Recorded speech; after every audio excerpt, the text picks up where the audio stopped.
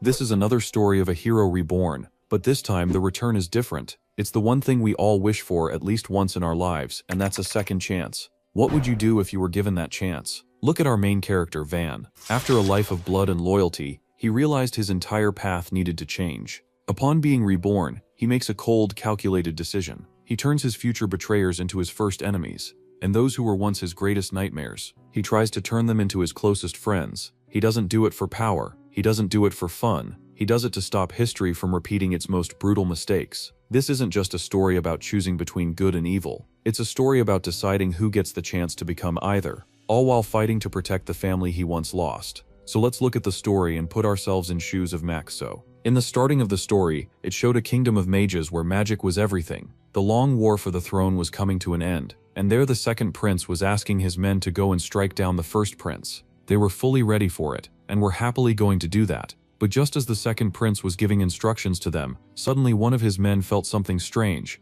and before that man could react, an unknown person came from behind and killed him.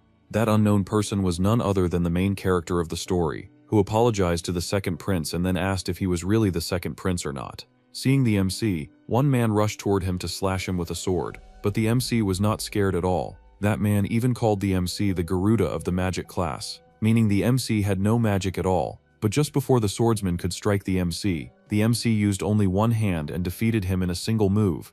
The second prince was shocked that his man went down with just one punch. The MC said that it was still a weak absolute strike, and with it he could defeat any human easily. Then again, one of the remaining men was going to use magic against the MC, but the MC stared at his face, making the magic man's throat twist so badly that he could not speak. Still, that man tried to attack with his staff, but the MC used one punch and defeated him as well. Finally, an A-rank swordsman and mage were taken down in an instant, and the second prince became completely terrified. But even then, he asked if Hein had sent him. The MC denied it, saying that he was just known by that name and had come there for a friend. Hearing this, the second prince started mocking the MC and called him a magicless animal. Hearing those words, the MC rushed at the prince in anger and killed him without hesitation, shouting that he was not an animal. After that, the second prince's death was reported as an illness, and his funeral was held without any trouble. Then the story showed the first prince, near whom Van arrived, and he started talking with him. They congratulated each other for winning the war, and the first prince, Heinz, promised Van that he no longer needed to fear, as he would remove all laws against magicless people in the kingdom. They shared a strong moment of friendship, saying that they trusted each other. While Van was thinking about what to do next, Heinz invited him to attend his coronation, but he refused. Then Heinz suggested that Van should visit his hometown for some time. The MC liked this idea, and decided to go there to spend time with his family. In the next scene, the MC was cleaning his body and walking toward a storage-like room, where he finally realized that the fight was truly over. He remembered his past when he and Heinz were best friends as children, and how they promised to help each other remove their troubles. Because of that promise, Van decided to learn magic, not to use it but to understand it so he could counter magic attacks with his martial arts. Heinz agreed with this idea. The next day, Van went to his hometown and thought of buying fruits for his family, since he had not bought anything for them in the last 10 years. While standing at a shop, he remembered his sister and asked the shopkeeper for a fruit. But when the shopkeeper saw Van's eyes, he angrily told him to leave, saying there was no sale for Garuda people. The MC showed his money and offered more for the fruit, which made the shopkeeper uneasy after seeing the anger in the MC's eyes.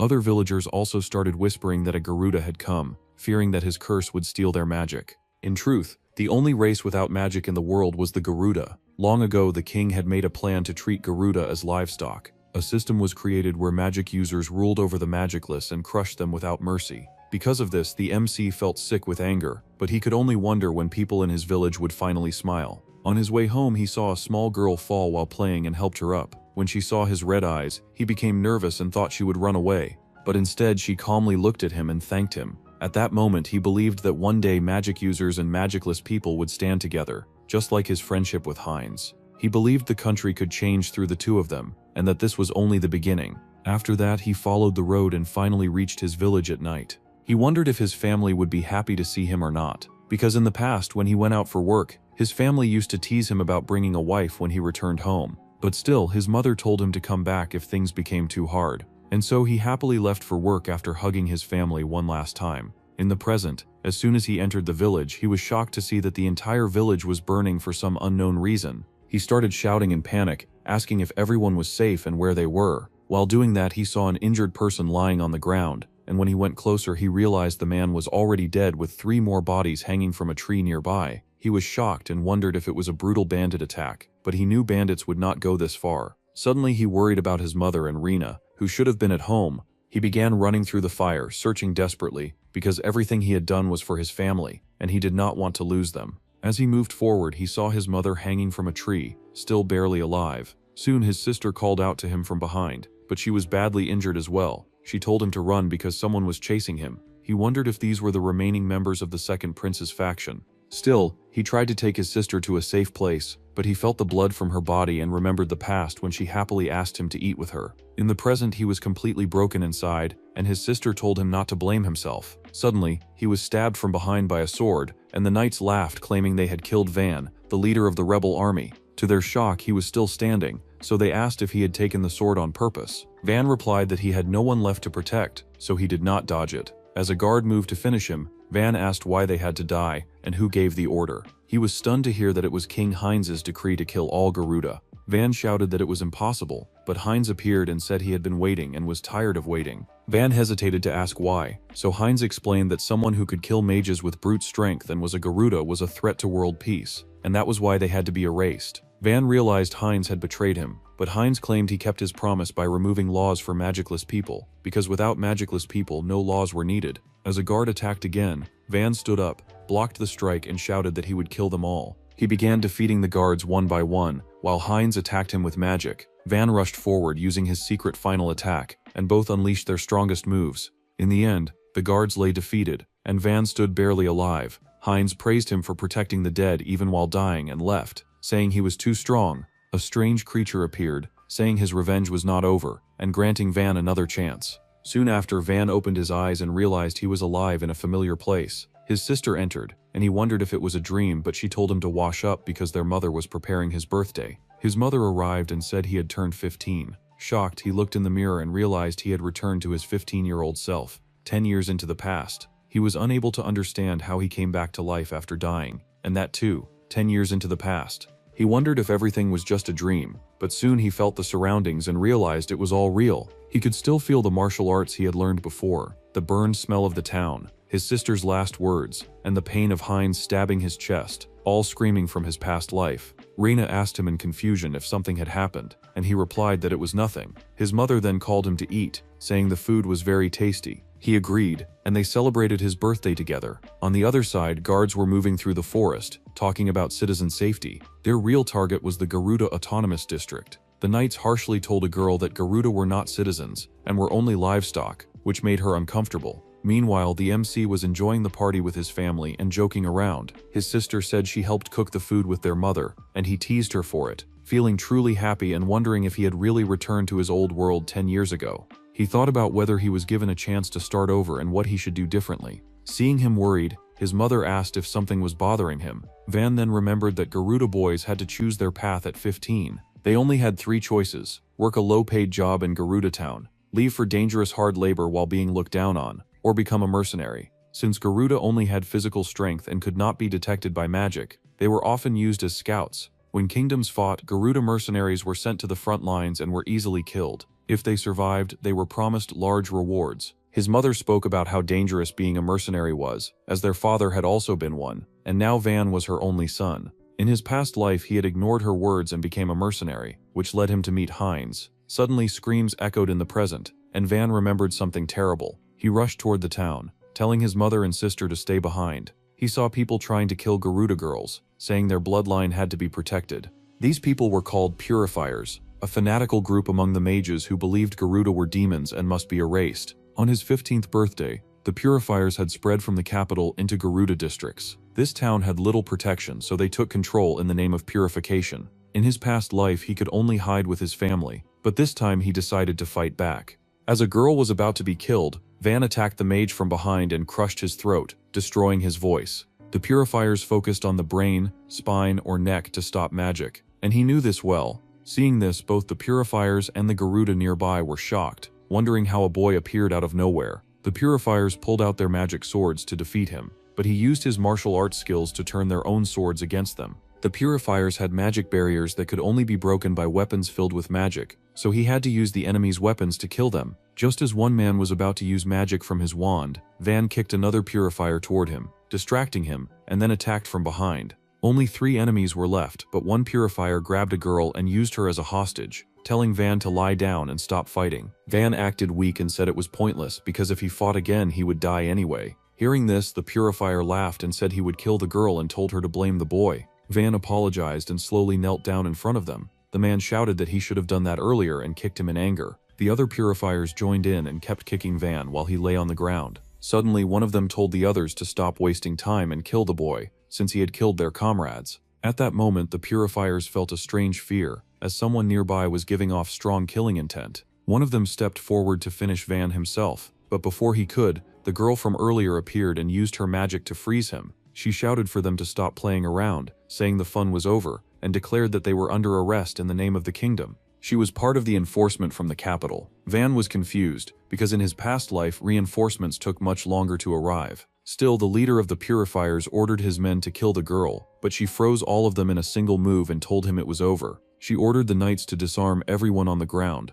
The girl then walked over to Van and asked how he managed to defeat 2 purifier mages. Van looked tense and did not know how to answer. To his surprise, she knelt in front of him and said she would give him the credit. She explained that the pyromancer he killed could have burned the entire city to ashes, and she did not know how to handle him without causing damage. She admitted that she had delayed coming, but Van's ambush solved the problem, and he helped greatly. Van finally understood why the reinforcements arrived so quickly. She then asked him what reward he wanted, but he refused, saying that she was the one who saved him, and he thanked her instead. The girl laughed, saying that Garuda had produced an interesting boy. They introduced themselves, and the girl said her name was Helena. She then invited Van to join the Magic Academy. He felt tense after hearing it, since it was a boarding academy built by the kingdom. She calmly explained that even commoners or foreigners could join as long as they passed the entrance exam. Van already knew this, because in his past life many strong warriors and mage priests had come from that academy. Still, he asked in confusion why she chose him. Instead of answering, she told him to come to a quiet place where they could talk alone. She grabbed his hand and pulled him along, making him ask in confusion where they were going. She laughed and said she did not know, since he was the one who had to choose the place. He led her to a quiet area and asked what she wanted to say. Suddenly she shouted that it was a good place for killing, and attacked him with an ice arrow made from glacier magic. In the next moment he appeared behind her, making her freeze in shock. She wondered why she did not sense any spell and realized it was pure physical movement. He had broken her line of sight and slipped into her blind spot. Calmly, he told her to stop acting, as he felt no killing intent from her. She was stunned and wondered what kind of life Van had lived to sense that at such a young age. He asked why she was testing him. She replied that it was her nature, as she liked to judge things with her own eyes. She said she believed he had the power to fight mages without magic. Curious, he asked what she meant. She said she felt he could change the fate of the Garuda. If he entered the academy, he could become something special. Hearing that, Van cut her off and asked if she meant the knightly conformant. She was surprised that he knew about it.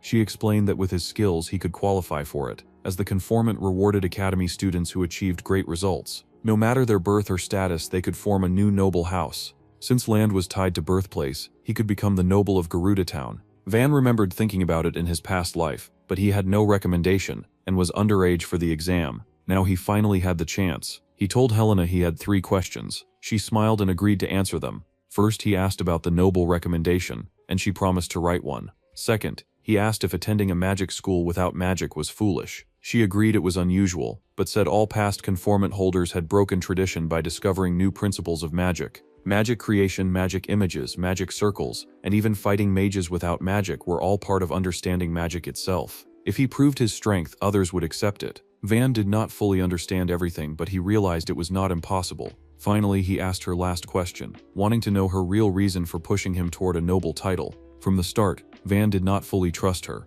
He replied that he only wanted to know her real reason. She said she had no intention of telling him, which raised the tension between them. Suddenly, Rena appeared and asked what he was doing. Van felt nervous for a moment, but soon replied that it was nothing, and tried to brush it off. Rena said that she and their mother already knew what he had done, that he fought the bad people. He apologized, but then Rena suddenly started crying and hugged him tightly, saying that he always claimed things were fine while doing reckless actions, which made her and their mother very worried. Seeing this, Helena said that Van did not need to trust her, but if he accepted her offer, he would gain the right to protect his sister and mother, which she promised on her own name. After she left, Van's mother arrived and was upset that he fought the purifiers. But when villagers began thanking him for saving them, she felt a little proud, thinking he was just like his father. Later, Van talked with his family about the academy and explained that even Garuda could enroll. They were worried about his choice, but Van said he wanted to show everyone what Garuda were capable of and that they were not inferior to anyone. He had thought about this for many days and realized there was no way to save his village alone, because even in his past life he died,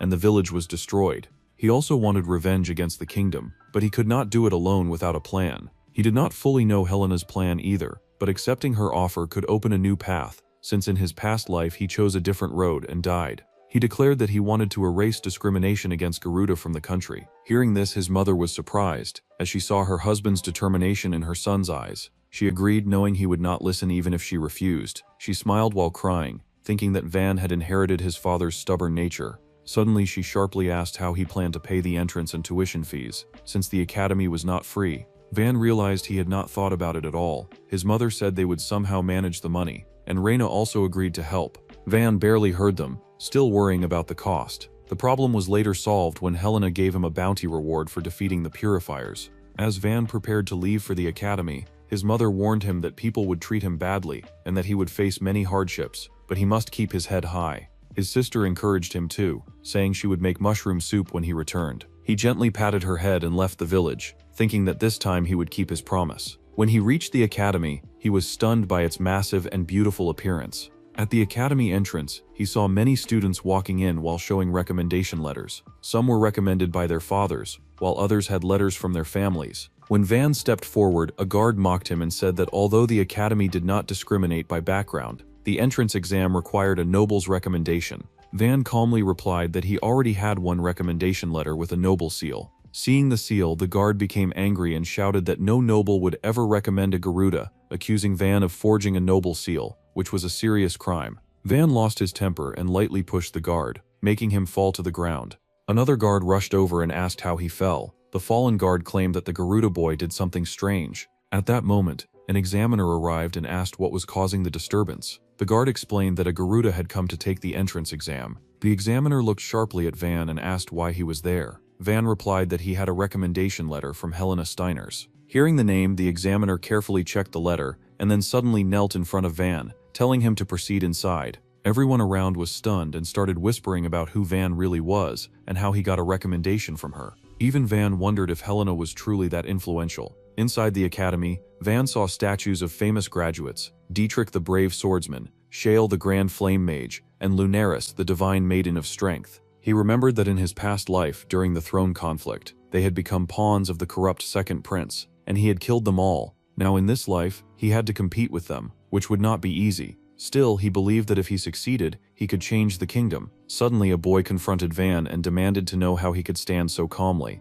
They talked briefly, and the boy mocked Van for being a Garuda. Van first thought about lowering his head to avoid trouble, but he remembered his mother's words and Heinz's past warning that bowing would never earn equality. The boy grew more aggressive and grabbed Van, but Van calmly touched his hand, causing him to fall. It was the same spill wedge technique he had used before, redirecting strength instead of resisting it. The crowd was shocked. Van pretended to help the boy up, but the boy grew angry and prepared to attack with magic. Before anything happened, Prince Heinz appeared and told the boy to stop, saying that Garuda were allies of the kingdom and should stand together. The boy backed down. Heinz added that Van should be treated normally, as he was only an examinee. Hearing this, Van was surprised to learn that Heinz was also an academy graduate. Later, as Van headed toward the exam training area, and inside he heard many people praising the 9th prince for taking the entrance exam with them, and for being kind to the Garuda. At that moment, Van remembered how, while talking earlier, Heinz had said the same things about studying at the academy. Now Heinz walked over and spoke to him, saying he hoped they would both do well,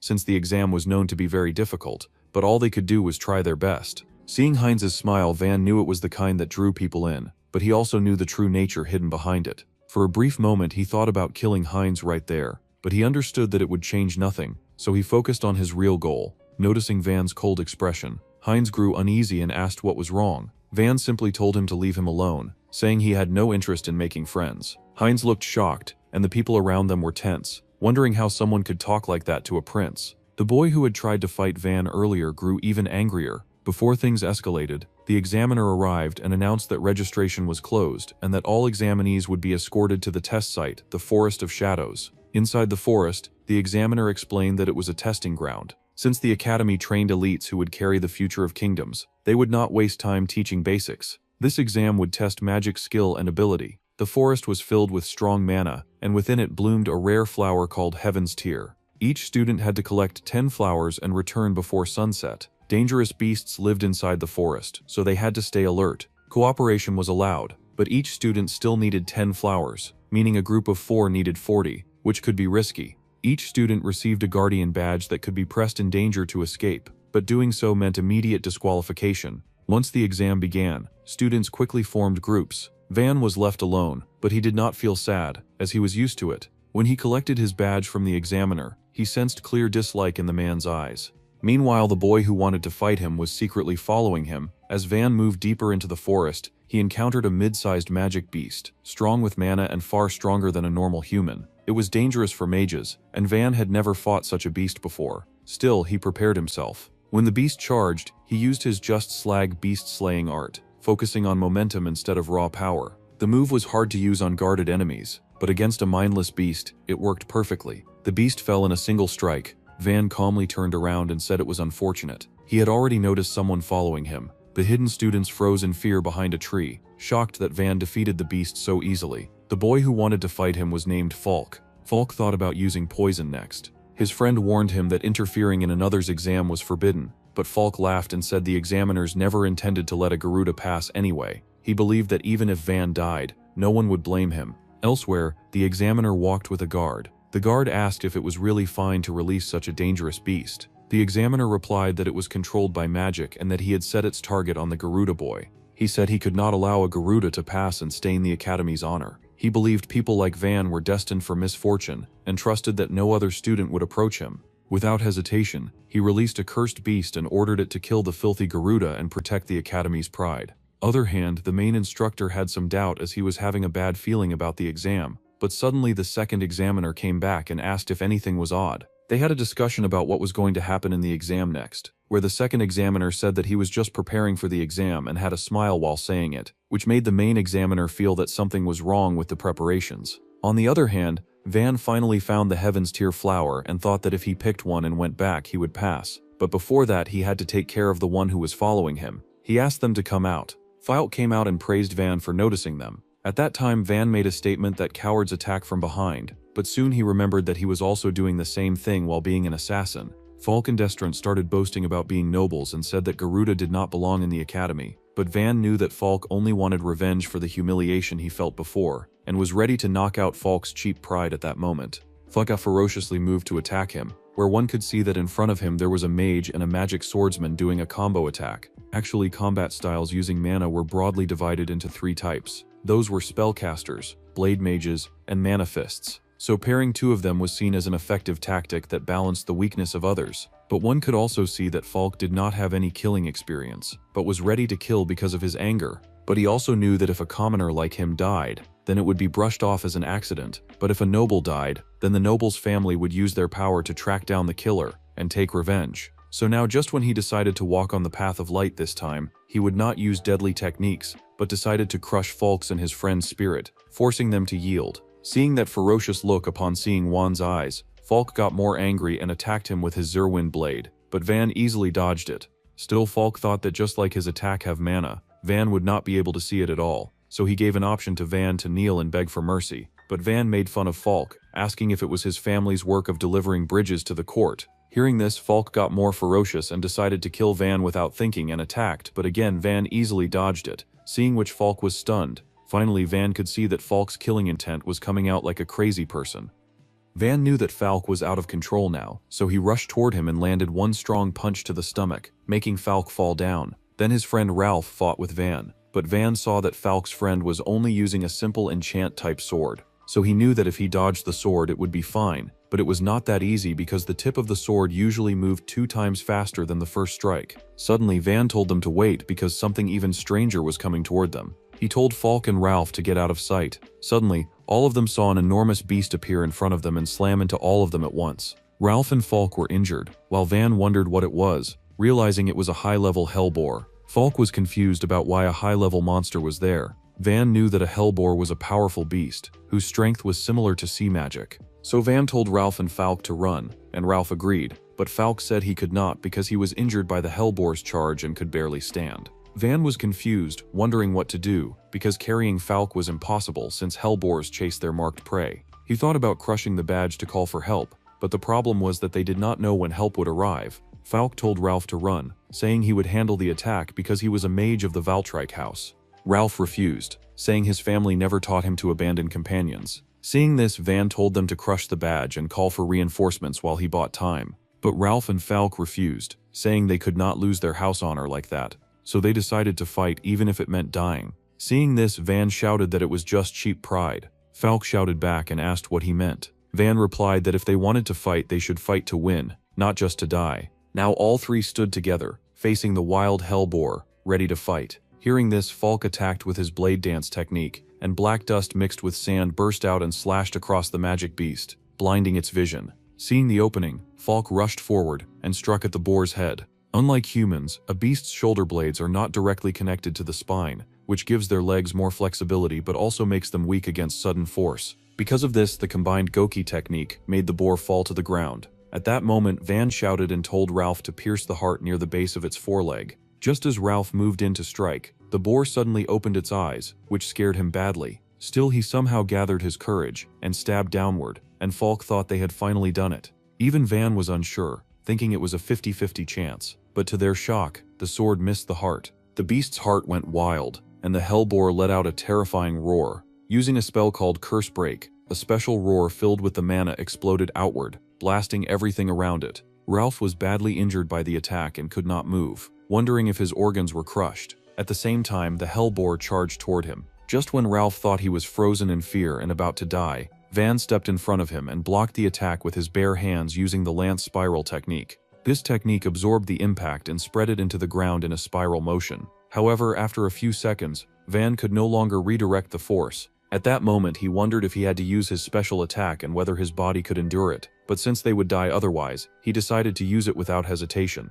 He told Ralph and Falk to run, and Falk agreed. Soon after, Van was slammed into a tree, and seeing this, Falk panicked and rushed toward him to help. Van shouted for him not to come closer, but Falk did not listen and kept running forward. Just when Van was about to unleash his special attack, the hellboar was suddenly struck by something else and fell to the ground. Van realized that the magic was none other than Heinz's. Heinz appeared there, surprising both Van and Falk. When Falk told Heinz to retreat, Heinz refused, saying it was his duty to protect those who lived for the kingdom. Hearing this, Van understood that it was Heinz's old habit of using words to sway people's hearts and push them into danger. When Heinz suggested that they join forces and fight together, Van shouted no, shocking everyone. Van said he did not need Heinz's help, and that they would have finished the fight already if Heinz had not interfered. Falk was clearly annoyed, while Ralph was left speechless. Then Heinz calmly said that it was the Night of Thunder. Van replied yes, and told Heinz to step back and watch what he was about to do. Van warned Falk and Ralph that the boar was coming again.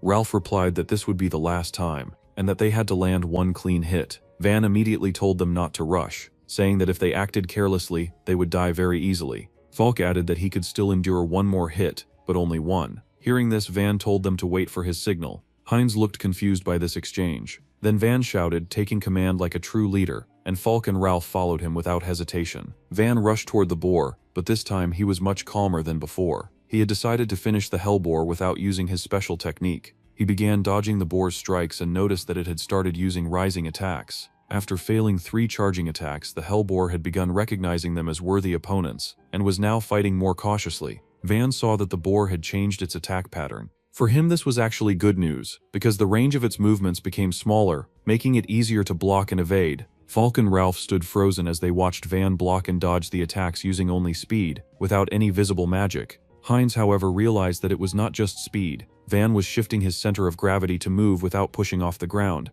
Heinz had only seen such a technique perfectly executed during demonstrations by high-ranking mage warriors.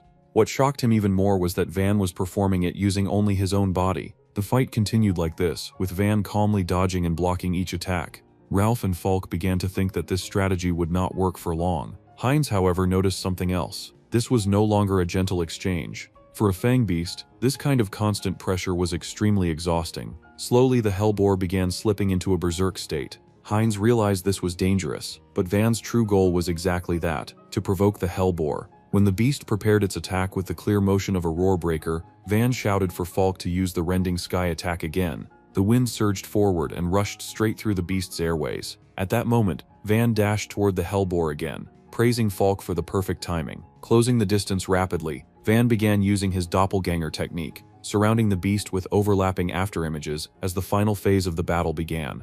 At the same time Van used the doppelganger technique, he also unleashed a dual-sided collapsing strike. The attack came from both sides at once, sending shockwaves that converged at a single point inside the hellboar's skull. Those shockwaves merged into one massive internal wave, instantly shattering the magic barrier protecting the beast. The moment Ralph realized what had happened, he did not hesitate. He rushed forward and struck with everything he had. This time his sword finally cut through. The hellboar collapsed. Both Ralph and Falk stood frozen in disbelief. They had really defeated a demon fang beast, and they had done it themselves. Van walked over and offered Ralph his hand, asking if he could move. Ralph nodded and said that for a moment he thought his organs had been crushed. Van explained that the attack was a sonic wave infused with magic, and that next time covering the ears would help reduce the damage. Ralph agreed, then added that he never wanted to fight something like that again. When Van looked toward the Heaven's Tier flowers, he noticed that only 2 fully bloomed ones remained. At that moment he remembered the examiner's words. Large groups only made things more complicated.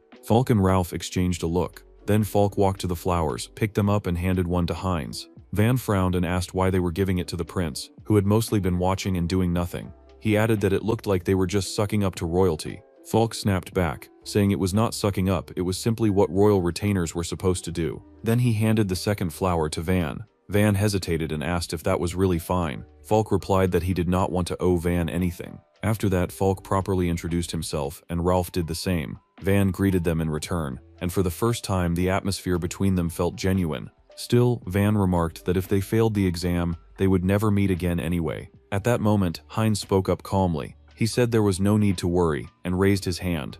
Using light magic, he caused more Heaven's Tier flowers to bloom from the ground. Van watched as the flowers blossomed beautifully under the glow of light magic. Now all 4 of them held enough flowers. Even so, Van glanced at Heinz, his thoughts unreadable. They decided to leave the forest together. As they walked, Falk shouted at Van, telling him not to act like a leader and give orders in front of Heinz. Suddenly, Heinz told Van to stop. He pointed at the ground and said that Van had been deliberately covering his footprints with dirt. Van replied yes, confused, and asked why that mattered. Heinz said calmly that he had studied such things. Concealing footprints was a classic sign of an assassin, and the martial techniques Van used also belonged to assassin combat forms. Then Heinz asked quietly, could it be that Van weren't just an assassin later but one from the very beginning? While the main examiner was asking whether they were injured or not, the second examiner suddenly shouted in panic, asking how Vaughn was still alive. Both Vaughn and the first instructor were surprised, and asked whether his survival was a problem. The second examiner quickly replied that he was just impressed that Vaughn managed to return alive on his own.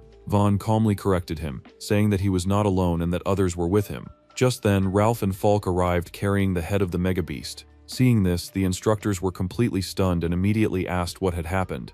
Ralph and Falk explained everything that occurred inside the forest. Hearing this, the instructors were shocked, and the second examiner, clearly tense, shouted that it was impossible for the mega beast to miss its kill. The first instructor immediately turned to him in surprise and asked what he meant by that. Realizing his mistake, the second examiner quickly lied again and tried to brush it off. At that moment, Heinz arrived, which made the second examiner even more nervous. Heinz spoke with the instructors while the second examiner stood stiff, terrified, because the mega beast's body was right there. If this incident was investigated properly, his actions would surely be exposed. Heinz noticed his strange behavior and asked if something was wrong. The second examiner hurriedly replied that nothing was wrong. Van and Falk exchanged suspicious looks after seeing his reaction. Heinz then spoke up, saying that he had only arrived at the end, and that the ones who defeated the beast were Van, Falk, and Ralph, especially Van, who led the fight. Everyone was stunned to hear that a Garuda had played the central role. The second examiner could not understand how that was possible, but Heinz backed Van, adding that House Steinhorst supported him, so there was nothing strange about it. Van felt uneasy, wondering whether Helena would be fine with him using her name like that, but since he had defeated the Mega Beast, people had already begun talking about him. The first examiner thanked Van for protecting the prince. After that, they all presented the Heaven's Tier flowers they had collected. With a stiff expression, the second examiner announced that Heinz, Falk, Ralph, and finally Van Kruger had passed the entrance exam. Everyone felt relieved and happy, and Van officially became a student of the academy. Afterward, Heinz requested the instructors to conduct a full investigation into the Mega Beast incident. The scene then shifted to the next day, where the principal was giving a speech, welcoming the newly admitted students. Everyone looked excited. Even Van felt happy, standing inside an academy he never imagined reaching in his past life. He knew that his world was finally changing, and this time he would walk forward with everything he had to erase the discrimination against the Garuda. From a distance, Helena was quietly watching him. She then entered a room, and the moment she opened the door, she saw 4 people already seated inside. One of them, Karina Rudel, the thousand-blade sword princess, mockingly told Helena not to act so high and mighty when she was the last to arrive. Amelia Silverveil, the Knight of Silver Oath, asked why they had been summoned. Arnold Clavis, the steel-hearted Silent Fist, calmly stated that the meeting must be about handling the anomaly, as mentioned by the 8th Prince of Thunderlaw, Leonis Farnia. Amelia then said she had heard something unusual, that for the first time a Garuda had been admitted into the academy. Karina laughed and mocked that perhaps the academy would soon begin accepting monsters as well. Leonis frowned, saying that treating a magicless person as their equal was unacceptable. The real issue, however, was that the one who recommended Van was none other than Helena Steinhurst, a member of the honored Quintet Crown. Leonis then turned to Helena and asked her to explain herself. The academy gathered nobles overflowing with pride and mana. In a place like this, clashes were inevitable. To maintain order among such strong-willed students, those with conviction eventually formed a voluntary disciplinary authority, known as the Quintet Crown. The 5 Radiant Crowns were the highest-ranking students in the academy, reigning above all others. Leonis once again questioned Helena, asking why she would recommend someone like a Garuda. Helena calmly replied that she had simply acknowledged Van's strength. Karina scoffed at this, mocking how a god-cursed tribe could possibly possess real power. Amelia agreed, stating that the academy existed to train those worthy of becoming the kingdom's sword and shield. Someone without mana, she argued, could never protect the people. Leonis, Arnold, Amelia, and Karina all shared the same doubt. How could a mana-less person fight? Helena laughed lightly and replied that their reasoning was nothing more than old prejudice disguised as logic. Arnold then suggested testing Van directly to see whether he truly had the skill to remain in the academy. Leonis agreed, saying it would not hurt to judge the powerless fairly. Helena accepted the idea, though she had no idea what Arnold intended to unleash on Van. She warned them not to proceed if they feared embarrassment. Karina immediately volunteered, saying she would do it for Leonis, and Leonis approved, telling her not to hold back. Helenka raised an eyebrow and asked whether Van had caught Karina's interest. Karina snapped back angrily, saying she only wanted to crush Helena's arrogance, and that little Garuda's as well. Elsewhere, students chatted excitedly about rankings and assignments. Van, however, was lost in thought. It had already been a week, and surprisingly, his life had been peaceful. Even he found that strange. At the beginning, things had not gone smoothly. A professor had deliberately asked him to explain the 4-element theory of magic, a topic far beyond beginner level. It was clearly meant to humiliate him. However, Van calmly explained the entire theory in detail, shocking the instructor. When Van politely asked whether a deeper explanation was needed, the professor became embarrassed and quickly said it was enough. After that incident, the harassment stopped, and Van was left alone. Just then, Ralph approached from behind and asked why Van looked so serious. Van replied that thanks to Ralph and Falk, he had been able to live peacefully, but he felt that trouble was coming. Ralph didn't quite understand, but Van suggested they head to the cafeteria anyway. As they walked, a sharp voice stopped them from behind, asking if they planned to pass by without even acknowledging her presence. They apologized, but without warning, she placed a sword against Van's face and demanded that he kneel before her because she was a noble and he was a Garuda. Van refused, saying that they were both academy students and that kneeling made no sense. Ralph stepped in, arguing that even for a noble this was going too far. The girl coldly warned Van that if he did not obey, she would ensure he never lived peacefully in the academy. That was when Van's patience snapped. He said he could respect seniority, but when someone tried to force him, he felt an uncontrollable urge to resist. In one swift motion, he grabbed the blade. The girl tried to pull it back, but Van twisted it forward instead. She lost her balance, and under the sudden pressure, the thin blade cracked and shattered in his hand. Calmly, Van asked whether she had mixed chink into the sword, because attacking him with a mana-less blade was practically asking for it to break. Chink-mixed swords were cheap training weapons. The girl, shaken, claimed that weapons were forbidden on campus, and that only the Quintet Crown were allowed to carry them. Van froze in confusion as she backed away. At that moment, a chilling presence descended upon them. Karina Rudel stepped forward, her gaze sharp and merciless. She commented coldly that defying an upper-class student and destroying personal property were offenses that required correction. Ralph went pale upon seeing Lady Karina. Even Van felt a shiver run down his spine. In his past life, she was known as Bloodstorm Karina, a woman who had slaughtered thousands on the battlefield. With tension tightening around him, Van wondered why someone like her had come personally to see him.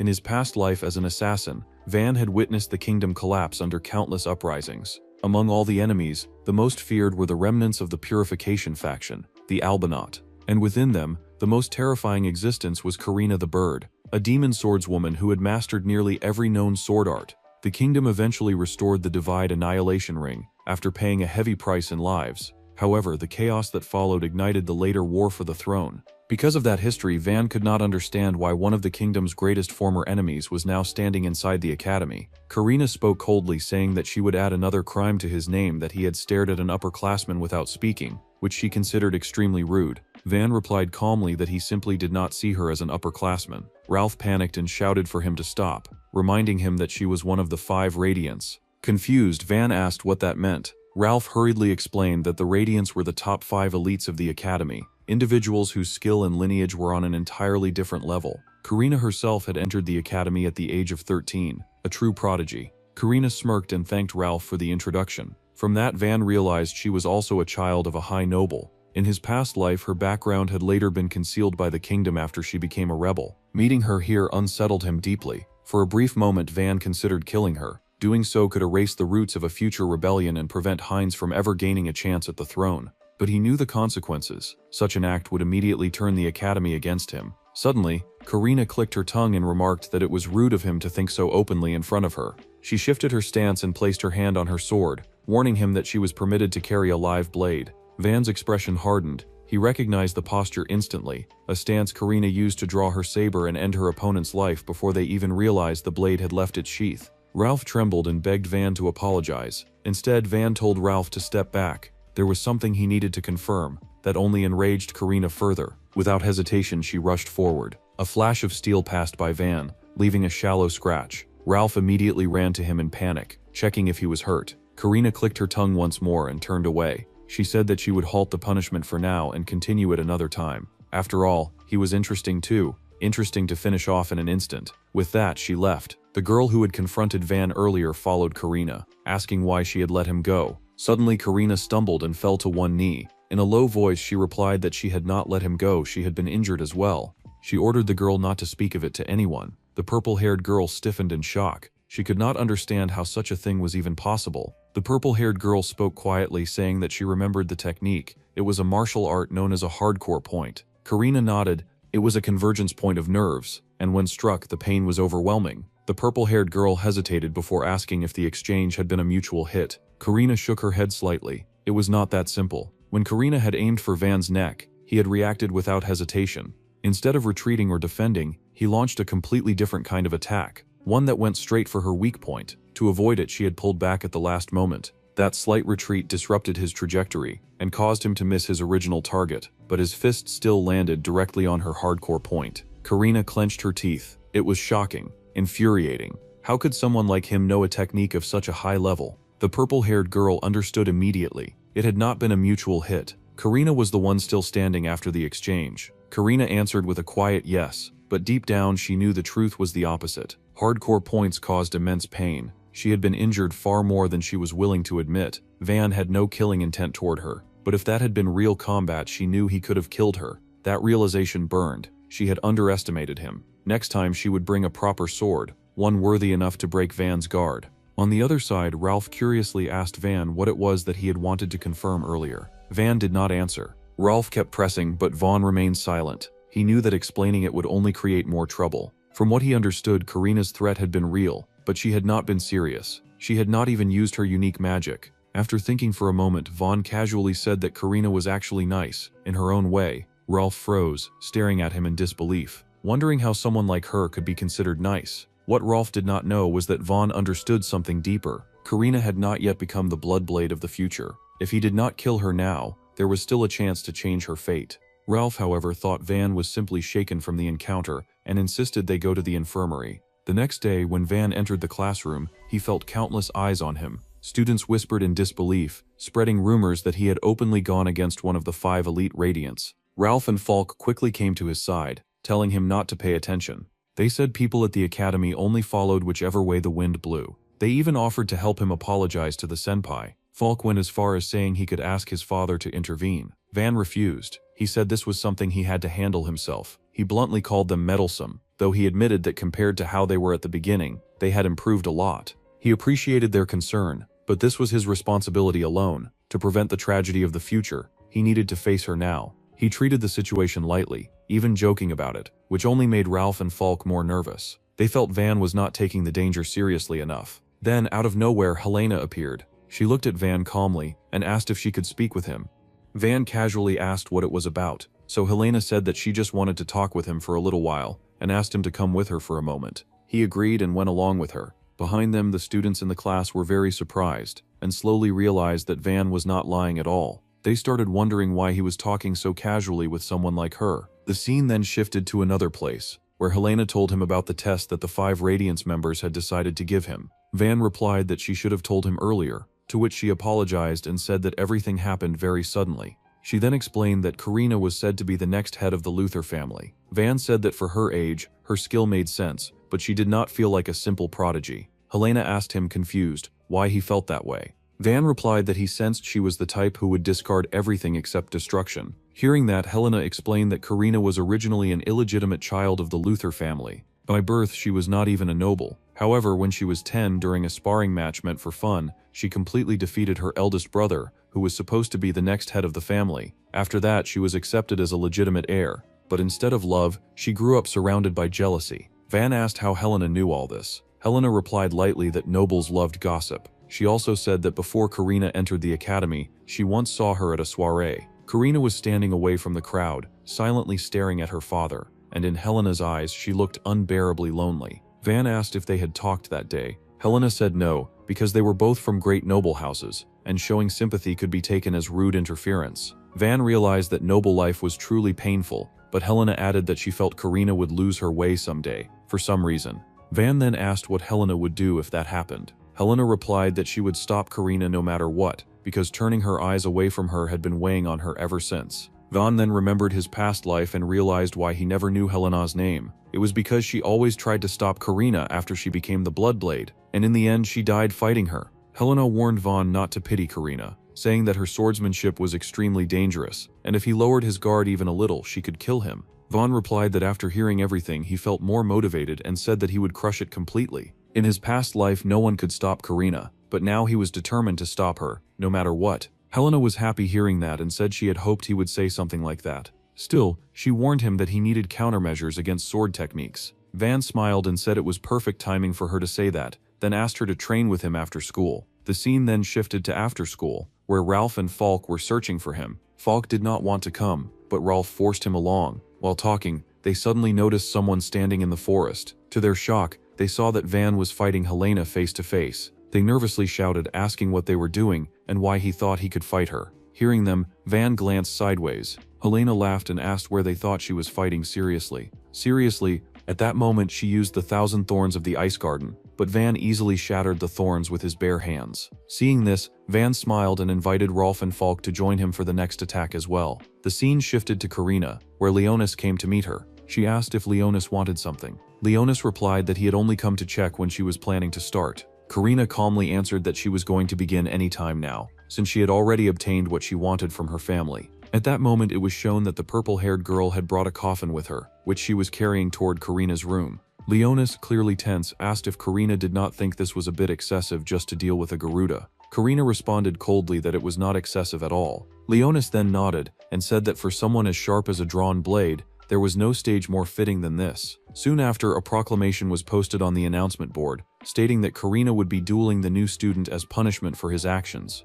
The scene then shifted to the training hall, the sacred arena used for student duels and special trials. Many students gathered there, including Leonis, Amelia, and others who came to witness the duel. Ralph was shocked by the size of the crowd, but the atmosphere felt heavy and unpleasant to him. Falk explained that everyone saw this as a punishment rather than a duel. That was why the tension was so strong. In everyone's eyes, this was a fight between a 5 Radiant and a Garuda, which could only end as a one-sided slaughter. However, Falk and Ralph both believed that Van was not someone who could be measured by common sense, and Helena silently agreed with them. It was then shown that Heinz was also standing near one of the pillars, watching the duel. Seeing him there, Leonis was confused as to why Heinz had come to watch. When their eyes met and Heinz smiled, Leonis looked away in frustration. Before the fight began, Karina appeared while carrying a coffin. Seeing this, both Helena and Ralph felt uneasy. Even Van was surprised and asked if the coffin was meant for him, adding sarcastically that she was being a bit too thoughtful. Karina snapped at him, telling him not to joke at a time like this, and said that the coffin would be wasted on someone like him anyway. When Van saw the inside of the coffin, he was surprised to find that it was a sword coffin filled with different types of swords. Helena explained that it was a mobile armory passed down through generations of Karina's family. Hearing that, Falk was left completely stunned. Karina then pulled out a sword and pointed it straight at Van, declaring that she would make him realize his mistake. Van replied calmly, showing no fear at all. He then asked what the signal was to begin. Karina smirked and rushed toward him, saying that it had already started. And with that, the fight between them began. Both rushed toward each other, where he used flash steps while she swung her sword to slash him. When he tried to punch her, she raised her sword to block, and he praised her for reacting well. Seeing this, everyone was shocked, wondering how a Garuda could move instantly like magic. But Falk and Ralph knew it was not magic at all. Still, no matter how many times Falk watched it, it really looked like magic. At that moment, Helena explained that it was called phantom steps, where a person usually kicks the ground to move forward, making it a preparation move. But he moved without kicking the ground, instead controlling his waist and rotating his body, making it slide forward, which was the true nature of that footwork. Hearing this, Falk and Ralph, just like everyone else, could not fully understand it. Still, they knew that facing it head-on would be extremely difficult, and to Karina it must have looked like teleportation. Even Helena had been surprised when she first saw it during training. The match was becoming more exciting, and the crowd was enjoying it. Suddenly, to everyone's shock, Karina used a half-sword attack, lightly injuring Van, and followed it with 2 fast slashes in one motion. She then stepped back and asked if he really thought getting close to her would stop him from being cut. Van calmly replied that she was right, but said he would deal with it now. Ralph did not know what half-swording was. It was a special technique where one hand grips the middle of the blade to gain better control at close range. Everyone was surprised that Karina could use such a skill at her young age. Still, Helena believed it was a bad move to use it against Van, and she was right. Van began punching Karina's sword from different angles non-stop, forcing her to block each strike one by one. Seeing this, even Leonis was confused about what Karina was trying to do. Amelia explained that for magic swordsmen, attacks without mana were hard to read, and since Van's punches carried no magic at all, they were extremely difficult to sense. Suddenly, Karina activated her magic barrier and blocked his punch, boasting that he could never break it with brute force. But to her shock, she began feeling pain and dizziness for no clear reason. Furious, she demanded to know what he had done. Van simply smiled and said that maybe her magic control was sloppy. Hearing that, Karina grew visibly confused. Actually, Van used an air palm attack, where wind pressure from his palm strike sent shockwaves into the inner ear. The audience was confused, wondering what was happening, and why Karina was being pushed back like that. Leonis also shouted, asking what Karina was doing, and whether she was really a noble or not. Van then asked if they should end the battle now, and rushed toward Karina to attack, but this time Karina suddenly swung her sword with full power, and clear destruction happened around her in the arena. Everyone was stunned seeing the attack, wondering what just happened and how it was so strong. Even Van was confused, as she only swung her sword filled with mana, yet it shook him deeply. She then said this was why sword saints needed a sword coffin, and why ghosts used the Heavenfall blade, explaining that the drawback was the sword itself could not withstand such attacks, no matter who the enemy was. Leonis felt happy, thinking Karina was no longer holding back, and the purple-haired girl believed that if this strike hit Van, not even remains would be left. Van tensely told her to handle her weapons more carefully, but now Karina was ready to finish the match with her final attack. The audience split into groups, some thinking she would really kill Van for a small punishment, while others believed a Garuda deserved to die like that. Ralph was tense, feeling it was very dangerous for Van to take it head-on, but Falk thought differently, believing Van could escape using phantom steps. Still, Helena said that Van's attacks were working, but they would not be enough, as Karina's Heavenfall blade could destroy everything in a single strike. In other words, if Karina attacked, no matter what Van did, she could take one hit and strike back at the same time, which would be fatal. Ralph shouted nervously, asking what Van would do next, when Karina again gave him the option to accept his status and receive the treatment he deserved. But Van provoked her, saying mana was decided by bloodline, making her a perfect example from a story, yet acting like a noble would not truly make her one, as he knew half her blood was commoner. He said she was doing all this just to make her father notice her. Hearing this, Karina went berserk and became extremely furious. The audience began feeling the pressure of her sword's aura, and Helena silently watched what would happen next, realizing Van was provoking an all-out attack without tricks. Ralph nervously asked why he would do something like that, but Falk somehow understood that Van was preparing to use a surprise move he had always wanted to try. Deep down, she agreed with Van that she had somehow slipped into noble society. That was why, even though he was a Garuda, she felt some sympathy for him, and had volunteered to be retested so she could settle things without killing him. But when he, unaware of her feelings, started insulting her, she could not stop herself anymore and rushed to kill him with a fierce slash. He also rushed toward her, choosing to take the attack head-on. The moment she used the Heavenly Blade attack, she was shocked when Van stopped the blade with his bare hands. It was basically a sword snatch. The audience was stunned, thinking it was impossible, as there was no way such a move could work in real combat. And they were right. It was nearly impossible. What Vaughn did was first match the speed of his hands to the blade as closely as possible, then slow it down at the moment of contact. In that split second, as her sword completed its swing, he absorbed and spread the force using his zero-form grasp, followed by his tail cliff attack. It was a technique Van had learned while training with Helena in practice matches. Van then said that he had neutralized the power of the Heavenly Blade technique. Hearing this, she shouted in shock that it was impossible. Before she could react, he struck her with his fists using a broom collapse attack. She was sent flying through the air and crashed near the coffin. Everyone was left speechless, wondering if Karina had really been overpowered by Van, and whether Van was truly this strong. Leonis was furious, while the purple-haired girl was tense. Van's friends Falk and Ralph shouted for him to stay alert and finish her off, but he just stood there quietly. Karina then asked why he was not delivering the final blow, wondering if he was showing her mercy. He replied that he was not, as he had no interest in fighting a half-baked noble girl. He also knew that she had not gone all out yet, so he asked her to show him the real Karina. She angrily told him not to speak so boldly, and pulled out another sword from the coffin. Leonis smiled, believing Karina had finally chosen a worthy weapon, while the others were frightened, as it was a sword that most people had never seen in their lives. Helena explained that it was one of the most famous swords in the country, a symbol of swordsmen, known as the dancing ring blade, Sternkreis. Van also recognized the sword, as in his past life it had been known as the massacre sword, blood chain Proulette. Karina fiercely declared that she would now show what she had abandoned to stand in the academy. Van smiled in response, agreeing to see the battle through to the very end. Marina was now ready with her sword, and said that it was a pull of power as she started swinging it, telling him to take it head-on if he wanted to try. With a single swing, a tornado-like force appeared inside the arena. Seeing this, Ralph and Falk got scared and asked Helena about it. Helena explained that it was a unique magic dance of the ring, an ultimate technique that only a handful from the Luthier family could ever reach. It boosted the sword's flexibility with mana and pushed the blade into supersonic speed. She added that it showed no mercy to anyone who stepped into its range. Fire or lightning, everything would be cut down without difference. Karina told Vaughn that she was going to expand the ring to cover the entire dueling area, so if he wanted to admit defeat, it was fine.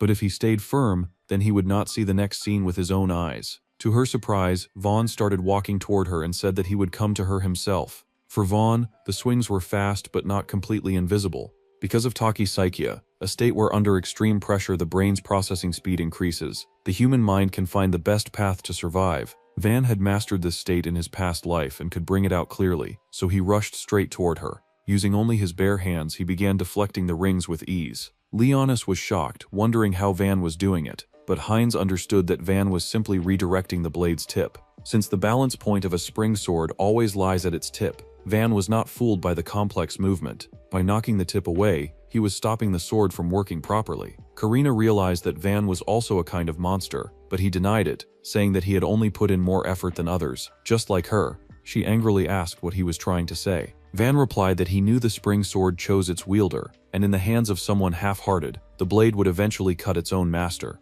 Being born into a sword saint bloodline alone was not enough to reach that level. He then asked how much time she had truly devoted to a single swing. Hearing this, Karina's mind drifted into her past. She remembered the time when she had just begun to understand the world, and when her father taught her swordsmanship. For him it was nothing more than a casual diversion, but for her it was the moment she felt a real bond with her father. That moment soon ended. Her father became busy with duties and had no time for her anymore. She decided to train on her own, believing that if she became stronger, her family would finally acknowledge her. She trained harshly, drawing blood again and again, until she became frighteningly strong. Yet the warmth she once felt disappeared, and she lived surrounded by jealousy and hatred. Even her father began to look at her differently. For the peace of the family, he chose to turn his back on her, which he believed was the right choice. That was when she realized that she had nothing left except the sword and its absolute power. From that point on, she chose the only path she believed could earn her acknowledgement. Back in the present, she charged at Van in anger, shouting about what he could possibly know.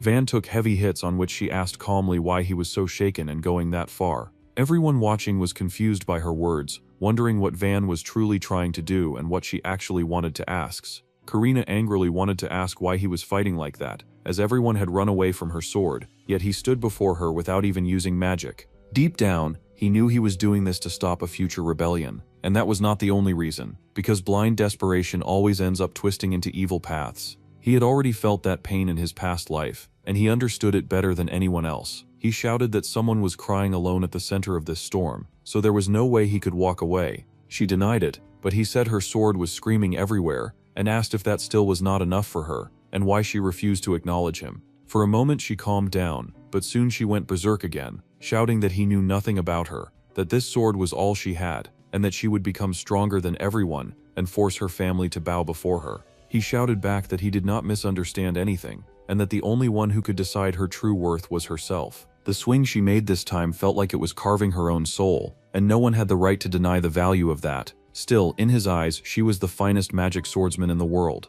At that moment she remembered the time she learned swordsmanship from her father, when he told her that she only needed to be noble and never swing her sword with hatred or anger, because even in battle, she must carry her pride. In the present, the sword dance slowly stopped, and she remembered what her father taught her, that pride was everything, and she realized she had forgotten the only lesson he ever gave her.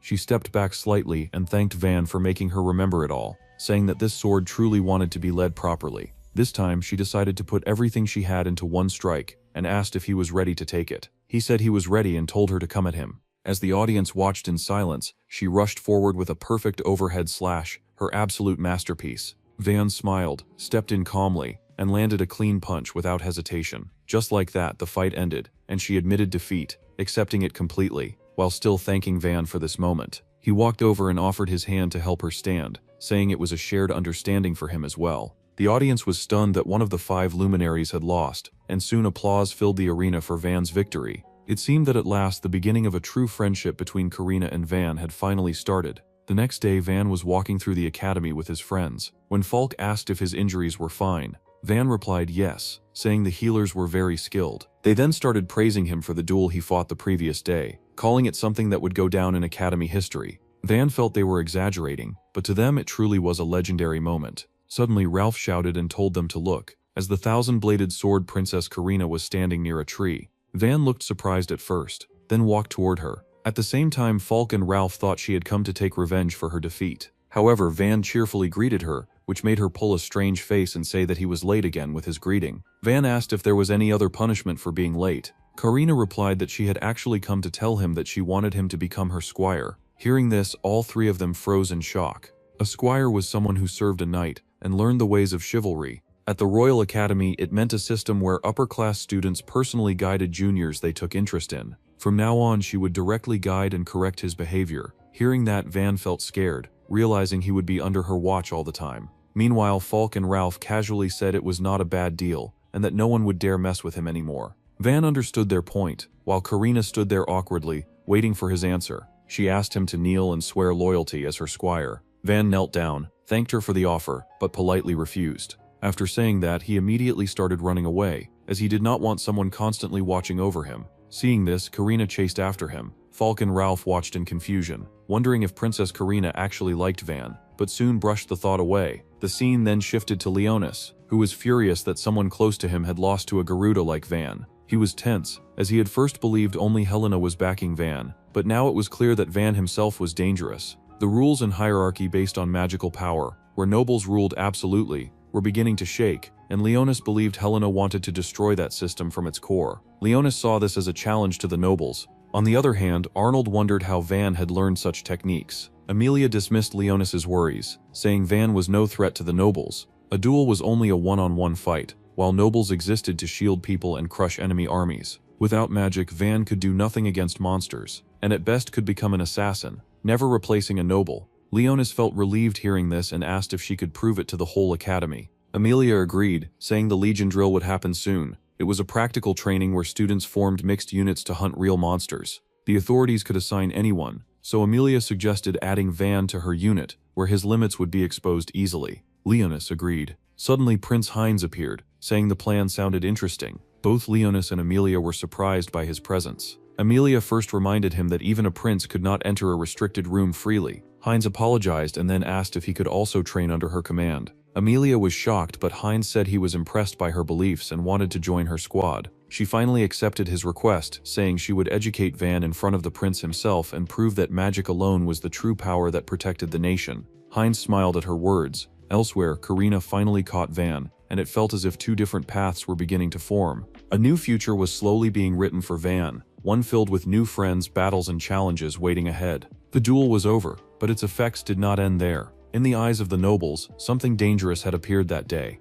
Someone who did not follow the usual rules of mana or bloodlines. The academy, which had always felt stable and controlled, no longer felt the same. While people were still clapping and talking about the fight, plans were already being made in quiet places. Training that was actually a test, guidance that hid other intentions, challenges meant not to help, but to crush. Without realizing it, Van had stepped onto a path where strength alone would not be enough. The system would not ignore him, and when it does, the real battle will begin. If you enjoyed the story, don't forget to like, subscribe, and comment your thoughts below. Your support decides how this story moves forward.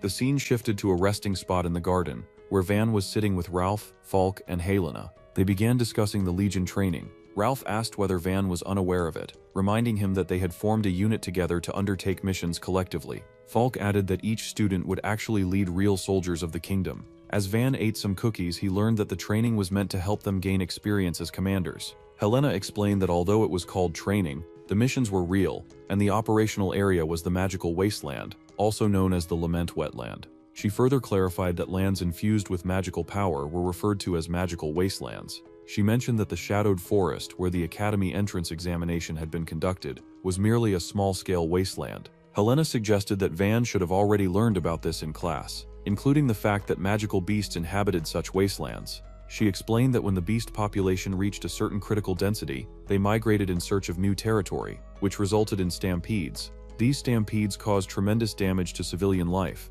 Therefore, periodically culling magical beasts to prevent them was considered one of the important duties of a noble. While reflecting on all this and sipping his tea, Van was asked by Helena whether something was wrong. He denied it, and requested that she continue. Helena then elaborated that for the training, they would have to form units with kingdom soldiers and create a single legion composed of both academy students and royal troops. First-year students would serve as squad leaders, commanding a small number of soldiers, while upperclassmen would combine multiple squads into companies. Ralph wondered whether performing well in the training would earn them serious recognition. Helena agreed and mentioned that all 5 of the Brilliant Crowns had achieved major victories during their first-year Legion training. Falk then questioned which company commander Helena had served under, noting that since the operations were conducted at the company level, that detail mattered greatly. Helena agreed to explain that assignments were determined through nominations by upperclassmen. Van thought that he would probably end up being placed with whoever was left over. However, Helena revealed that quite a few upperclassmen were actually eager to nominate him. Van was startled to hear that. Helena clarified that it was not in a negative way. Rather, many people genuinely respected his abilities. Ralph and Falk added that it was only natural for others to respect Van, as he had defeated the Thousand-Blade Sword Princess in a duel.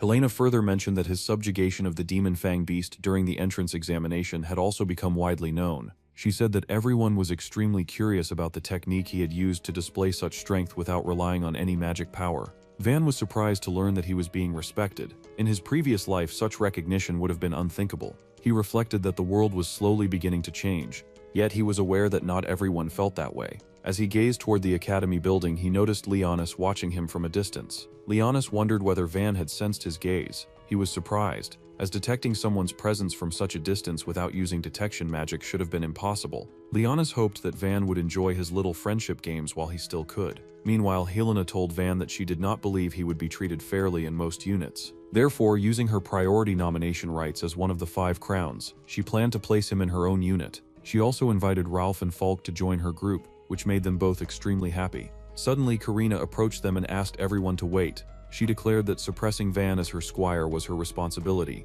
and naturally he would serve under her command during the Legion training as well. Van immediately stood up and announced loudly that he had already refused that offer.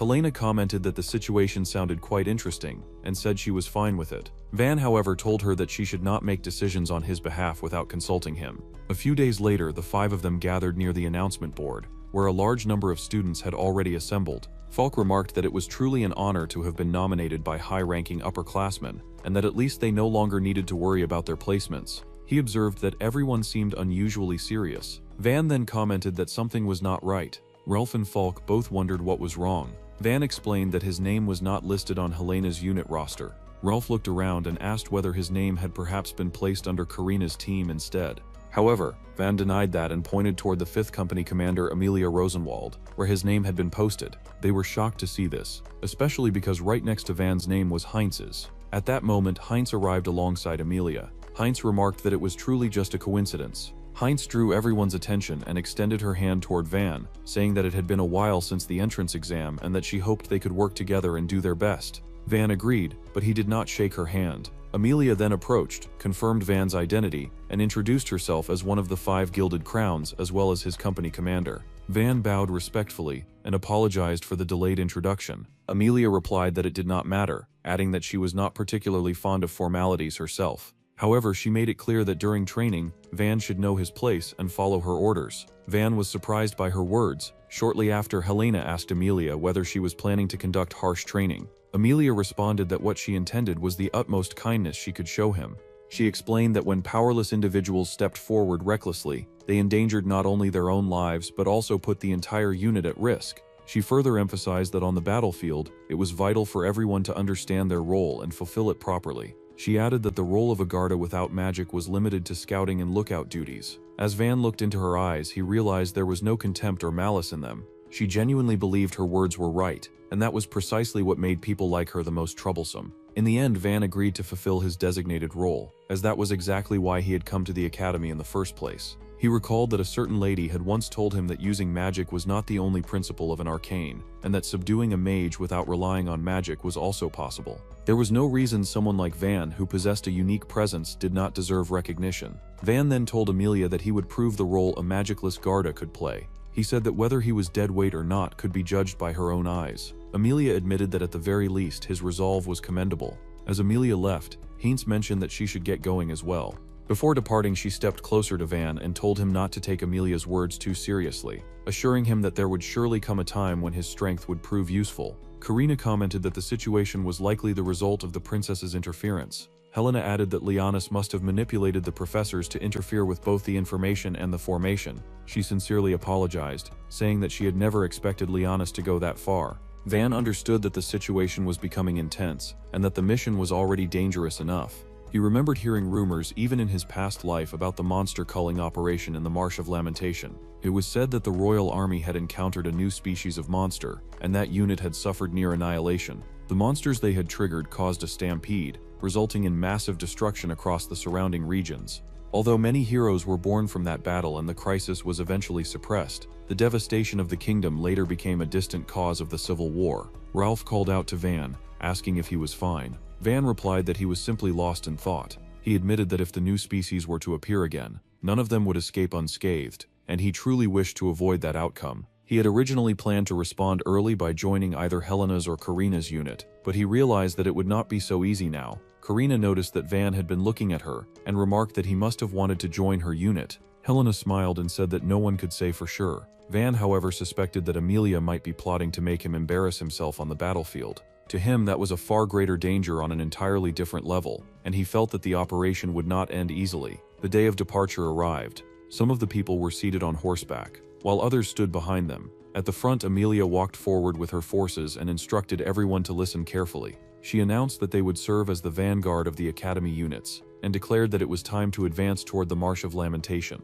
She expressed her expectation that they would demonstrate both the pride of nobility and the resolve of true soldiers. Everyone voiced their agreement. A man standing in Heinz's line stated that they would be under her direct command, and that if they earned merit, they would be able to return home in glory. Meanwhile, Van observed that the royal soldiers were highly spirited, though some of those assigned to his group appeared rather unusual.